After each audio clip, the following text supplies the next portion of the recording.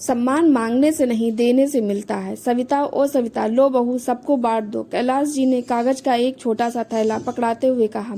उस थैले में ऑफिस के कैंटीन से लाए गए मसूर पाक थे, जिन्हें वे पूरे परिवार में बांटना चाहते थे। पास ही बैठी उनकी बेटी निधि, जो 2 दिन पहले ही मायके आई थी, को पापा का यह तरीका थोड़ा अजीब लगा। अरे ये थैला मुझे भी तो दे सकते थे, मैं ही सबको बांट देती। उसके मन में थोड़ी नाराजगी उठी। पापा हर छोटे मोटे काम के लिए भाभीियों से ही सलाह लेते हैं, मुझसे भी तो पूछ सकते हैं ना। वह चुपचाप मुंह बनाकर सोचने लगी।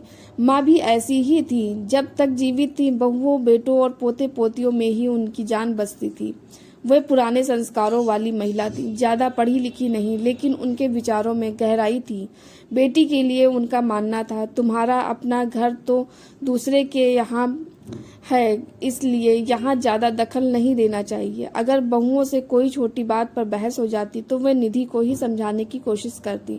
हमें दूसरों के घर जाना है, हर हालत में झेलना और सहना सीखो, मर्यादा में रहना ही आदर्श है। कई बार निधि इस बात पर नाराज भी हो जाती थी, लेकिन अब माँ की यादों ने उसे भावुक कर दिया। लीजिए निधि, बाबूजी के ऑफिस के कैंटीन में ये मसूर पाक बहुत स्वादिष्ट बनता है, सविता ने कहा। अरे नहीं भाभी, मेरा मन नहीं है, निधि ने अनिच्छा जताई। देखिए ननद रानी, आपको तो खाना ही पड़ेगा, आप हेल्थ कॉन्शियस हैं, लेकिन बाबूजी ने खास आपके लिए ही ये लाए हैं।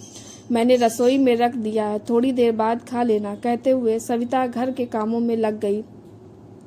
रोज की तरह आज भी ऑफिस से लौटने के बाद कैलाश जी बगीचे में चाय पीने बैठे।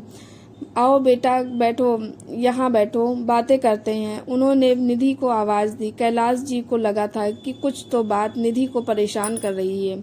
घर में सब कैसे हैं, नीरज कब आ रहे हैं, ऐसे तैसे सवालों के बीच कैलाश जी उस पल का इंतजार कर रहे थे जब वे अपनी बेटी को अपनी बात समझा सके।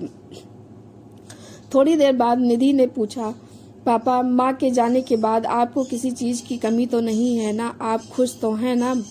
प्यार से मुस्कुराते हुए कैलाश जी बोले, बेटा मैं तेरी मम्मी के पैरों के निशानों पर चलने की कोशिश कर रहा हूँ।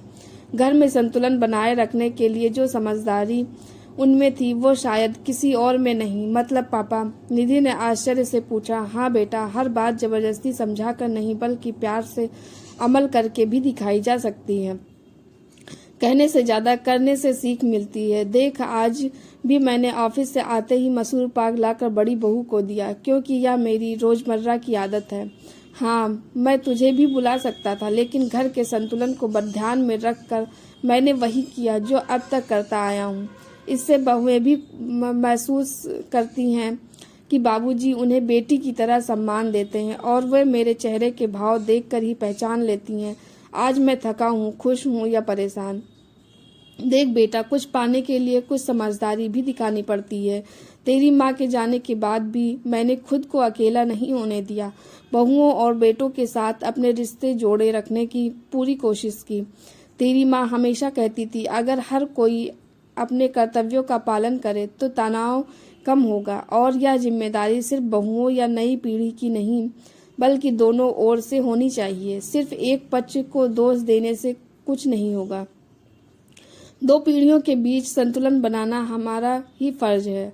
अब तू अभी आई है, अगर मैं सिर्फ बेटी बेटी करूंगा तो बहुएं शायद सोचेंगे कि उन्हें कम महत्व दिया जा रहा है। फिर जब तू चली जाएगी तब तो मुझे उन्हीं पर भरोसा करना होगा। इसलिए संतुलन बनाए रखना जरूरी है।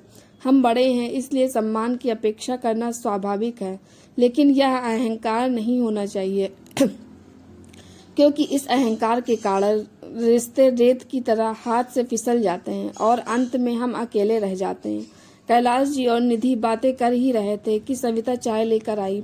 रख दो बहू, कैलाश जी बोले। निधि ने ट्रे से चाय लेते हुए मुस्कुरा कर पूछा, भाभी मेरा मसूर पाक कहाँ रखा है? अब तो सच में लग रहा है पापा ने मेरे लिए बड़े प्यार से लाया है। मेरे स्मार्ट पापा, निधि ने खुशी से कहा। सच में, रिश्तों को मजबूत और सुंदर बनाए रखने के लिए, चाहे वो बहू सास का हो, बेटी माता का हो या ससुर बहू का, हम सभी को छोटी छोटी बातों पर ध्यान देना चाहिए, लेकिन साथ ही कुछ चीजों को आसानी से छोड़ भी देनी चाहिए। हो गया चलो ठीक है वाला रवैया भी कभी कभी जरूरी होता है। सिर्फ जनरेशन गैप का नाम लेकर अंतर को बढ़ाने की बजाय दोनों पीढ़ियों को मिलकर उसे सरल और सहज बनाने की कोशिश करनी चाहिए। अगर कहानी अच्छी लगी हो तो लाइक, कमेंट, शेयर जरूर करें और हमारे चैनल पर नए हैं तो चैनल को सब्सक्राइब करें। धन्यवाद।